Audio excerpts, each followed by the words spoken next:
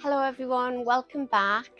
Right, so you can see I've dug out most of the plants out of this border. I still have this beautiful rose to move and the two aces there. But today what I'm going to do is, because there were a lot of a beautiful white iris in this area, which I want to keep. So I've had them soaking in tubs of water for longer than I wanted to, really. They've been in the tubs of water for about 4 or 5 days now, but they look nice and healthy. So normally with iris, if these were in just being left in the border where they've been grown all year, I would not have cut them down to these stumps. You would cut the heads off to stop them making seed, but you would just leave those big tall leaves on, and the goodness out of the leaves would have gone back down and it would feed this rhizome here.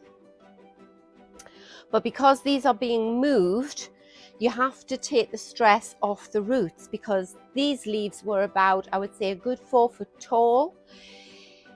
If you disturb the roots then have to work extra hard to re-establish themselves in their new position, but also they would be trying to send moisture and nutrients up the leaves.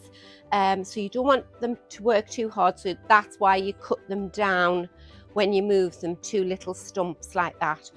So the reason that I'm doing this video is I haven't got anywhere in mind in the garden where I can plant these iris. If you've seen any of my other videos, you'll realise that my borders are jam-packed.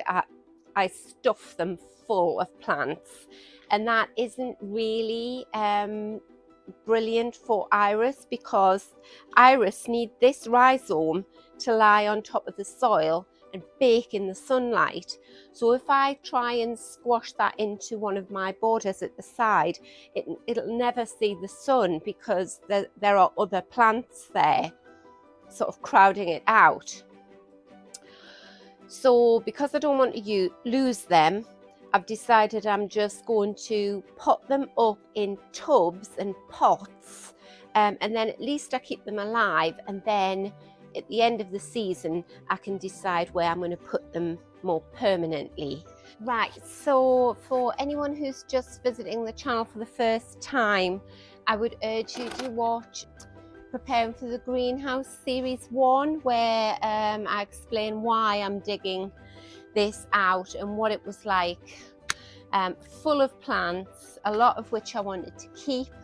It's a strange time of year. Normally we would be moving plants sort of spring or autumn.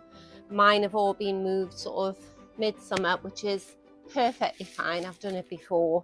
But the thing is, my borders are packed, so I haven't got a space in mind where these iris can go, as I've said. So what I'm going to do is I'm going to plant them all in this large bucket, which has got loads of drainage holes in it. I'm going to plant them up in that, and then obviously they'll be a bit crammed, but I can put this at the front of my house, which gets a sort of southwesterly aspect, very sunny, and it'll give these the best chance of survival. So this was just an old pot that broke, so I'm covering the holes up in the bottom, so it looks like that, so they don't get clogged with soil, and the water can just drain away. Now this soil here is very, very sandy soil, and everything I've grown in this garden, in this part of the garden, has done really well. Very free draining.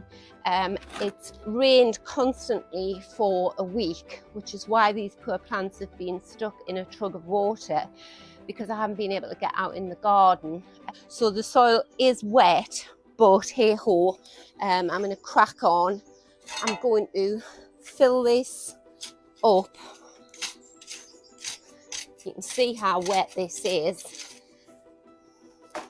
Fill this bucket up, and then when the greenhouse is erected in this small, very small area of garden, I've decided that I'm going to have it as a white garden, and these are beautiful white bearded iris.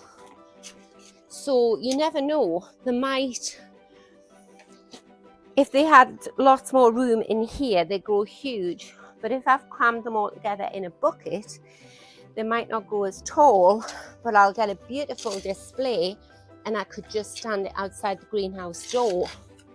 Because although I love bearded iris, they are quite short-lived, the flower.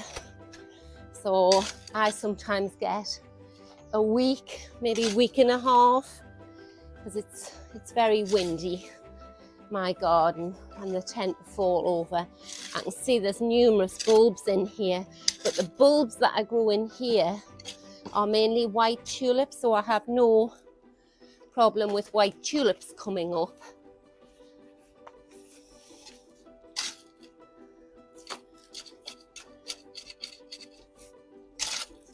And I think it was about 2 weeks ago when I dug out all the plants, and I've been potting.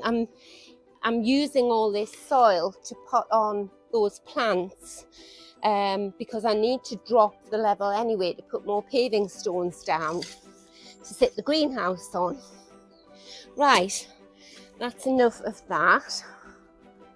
Right, I'm going to drop the camera down so you've got a better view of what I'm doing here. Right, so we'll take our first one. Just take off any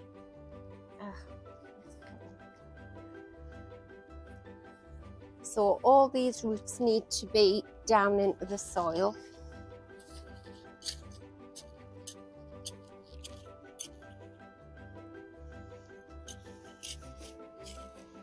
And then backfill it so that there's no air gaps. But leave the rhizome on the top. If there's any sort of mushiness to the rhizome, then either just get rid or snap that off. But these are all nice and firm. So there's another one.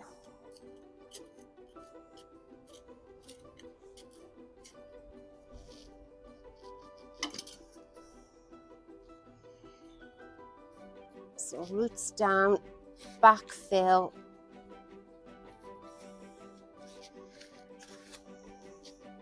I'm going to show you a little trick to do with these in a minute. There's another one. So that is mushy on the end. So I'm just going to snap him off and keep this one.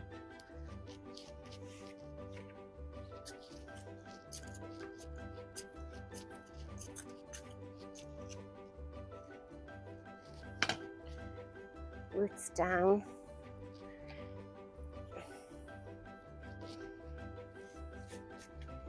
Obviously, I'm just doing the best I can here. It would have been much better to sort of put these straight into the place that they're going to flower next year so they don't get disrupted again. But if they do all right in this tub, because it's such a small space, I think I'm going to be moving pots of plants around quite a lot. You haven't got, that's a big root there. You haven't got the space to keep plants that have died off, because everything just starts looking a bit jaded then. You have to move them somewhere where you don't see them anymore and put a nice fresh pot in place.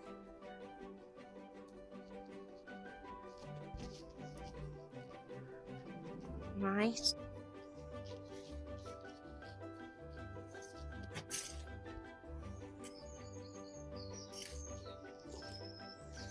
If this does work out, I'm going to have a lovely display of iris next year.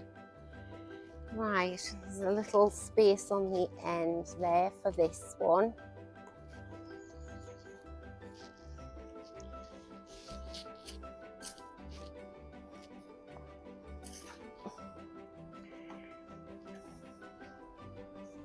And then I'll only do one pot here. The rest I'll put in a different one. Right, now what I'm going to do now is, I've got some horticultural grit, and because these iris don't like sitting in the wet, I'm going to put the grit on the surface and just sit the rhizome on the grit. And this will be really beneficial to these plants. It will really help them, particularly with the amount of rain we're getting here in the northeast of England. It will really help them to stop rotting. They just hate being wet, they hate sitting in wet. So the roots are fine because they're down.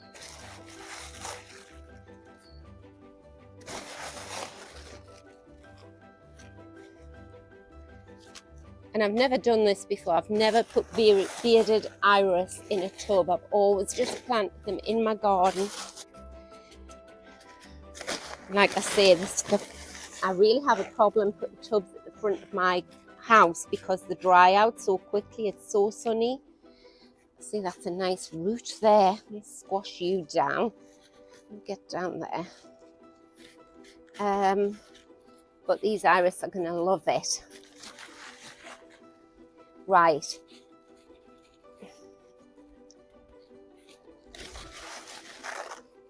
And that is, it looks like soil there, but it's not. That's the rhizome. So what I'm going to do now is, because these rhizomes aren't going to get the food from the leaves rotting down, I'm going to give them a drink of liquid seaweed and then put it at the front door. Right, so that's it. I'm very pleased that I've got this done. They've been worrying me, sitting there in that jug of water. So I'll just snip off these sort of soggiest stems there, put these at the front door. And one point I would make, no matter how much it's been, you know, these have been sitting in water for a few days, but even so, any plant or bulb that you transplant into new soil, you still must water it, because the new water that you're giving it helps the soil go around those roots, which will be struggling for a little bit to sort of settle in. So I hope you've enjoyed the video. I hope you found it useful. If you're needing to move your iris, don't be scared about doing it.